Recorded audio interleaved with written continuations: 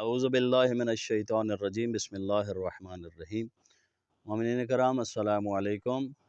کیسے ہیں؟ امید کرتے ہیں آپ سب خیریت سے ہوں گے۔ دعا ہے کہ خداوند متعال آپ کو ہمیشہ صحت و سلامتی اور درازی عمر عطا فرمائے۔ مومنین کرام، ہم یہ ایک چھوٹی سی کاوش ہے ہماری کہ ہم زیادہ سے زیادہ احکام دین اور دین محمد و اہل بیت محمد علیہ السلام کے جو فقہی ضروری چیزیں ہیں وہ ہم چاہتے ہیں کہ آپ مومنین تک پہنچائی جائیں،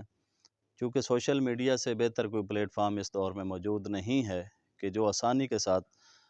اتنا جلدی آپ تک ساری چیزیں پہنچائے۔ تو اس لیے ہمارا ساتھ دیں اس مشن میں، اور کوشش کیا کریں کہ ہماری ویڈیوز کو لائک شیئر کیا کریں، کمنٹ کیا کریں، اور اگر آپ کے کوئی سوالات ہوں تو ہمارا جو واٹس ایپ نمبر دیا گیا ہے اس کے اوپر آپ رابطہ فرمایا کریں۔ تو ہم احکام طہارت پڑھ رہے تھے، آج ہمارا جو چیپٹر ہے احکام طہارت کا یہ کلوز ہو رہا ہے، چونکہ آج اس کی ہم آخری جو ہے مطہرات میں سے جو مطلق پانی ہے اس کی جو 5ویں قسم ہے قلیل پانی، آج ہم وہ پڑھیں گے۔ تو یاد رکھیے گا، ایسا پانی جو نہ تو زمین سے ابلے اور نہ وہ بارش کا پانی ہو، نہ وہ جاری پانی کے حکم میں ہو، اور جس کی مقدار کور پانی سے بھی کم ہو اور وہ جاری پانی بھی نہ ہو، تو یاد رکھیے گا ایسا پانی قلیل پانی کہلاتا ہے۔ اور ایسا پانی جو ہے وہ محض نجاست اس میں اگر گر جائے تو وہ جو ہے نجس ہو جاتا ہے۔ تو یاد رکھیے گا ایسا پانی جو زمین سے نہ ابلے وہ قلیل پانی کہلاتا ہے۔ ایسا پانی جس کی مقدار ایک کور سے کم ہو وہ بھی قلیل پانی کہلاتا ہے۔ وہ قلیل پانی، یہ مسئلہ ذرا زیر غور ہے، یاد رکھیے گا کہ وہ قلیل پانی جو عین نجاست کے الگ ہو جانے کے بعد، یعنی کہ آپ کوئی چیز دھو رہے ہیں کسی قلیل پانی کے ساتھ اور عین نجاست جو ہے وہ الگ ہو جائے، اس کے بعد نجس چیز کو پاک کرنے کے لیے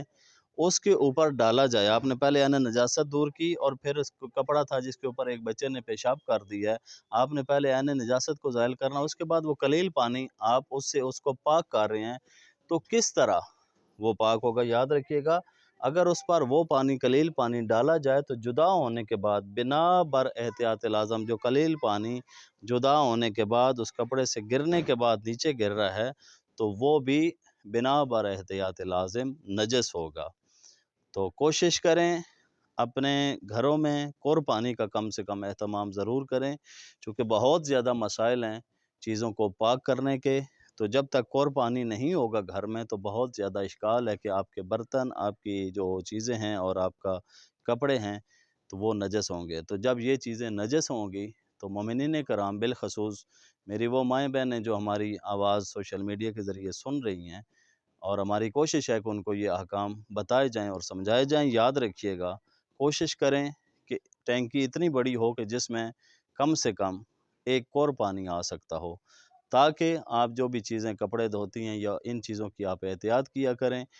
کیونکہ اگر کپڑا نجس ہوگا یا وضو نہیں ہوگا، پانی نجس ہوگا، تو آپ کی کوئی بھی عبادت قابل قبول نہیں ہوگی۔ ہمیں اپنی دعاؤں میں یاد رکھیے گا، میری فیملی کو اپنی دعاؤں میں یاد رکھیے گا،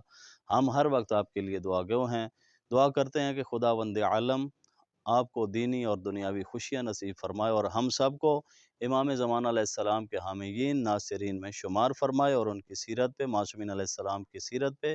عمل کرنے کی توفیق عطا فرمائے۔ اللہم صلی علی محمد و آل محمد وعجل فرجہ محمد۔